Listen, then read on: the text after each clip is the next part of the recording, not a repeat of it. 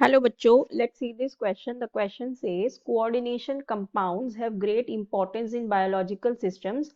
In this context, which of the following statements is incorrect? Option A, carboxypeptidase A is an enzyme and contains zinc. B, hemoglobin is the red pigment of blood and contains iron.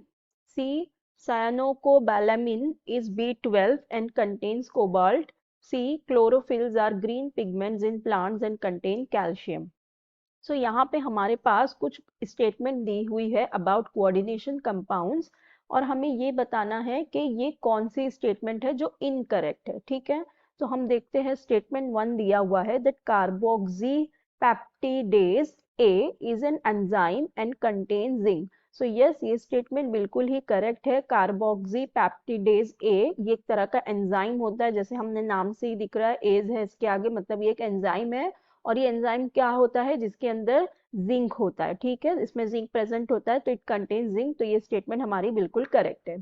फिर next हमारी statement दी हुई है that haemoglobin is the red pigment of blood and contains iron. Yes, ये वाली भी जो statement है ये बिल्कुल करेक्ट है। हम जानते हैं कि जो हम हेमोग्लोबिन होता है वो रेड कलर का पिगमेंट होता है। जो हेमोग्लोबिन हमारा होता है ये क्या होता है? ऑक्सीजन कैरियर ही होता है ना। ये क्या होता है? हेमोग्लोबिन ये होता है ऑक्सीजन कैरियर।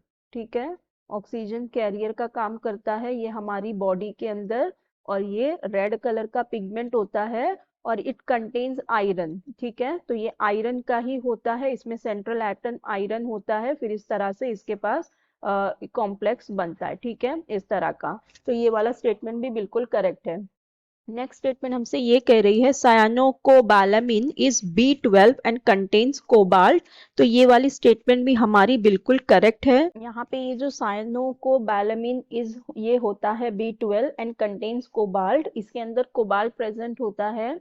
जब अगर हमें हमारी बॉडी में इसकी जब डेफिशिएंसी हो जाती है तो यहाँ पे हमें हो जाता है पेरिनीशियस एनीमिया। इस डिजीज को कहते हैं, इट्स नेम इज पेरिनीशियस अनीमिया।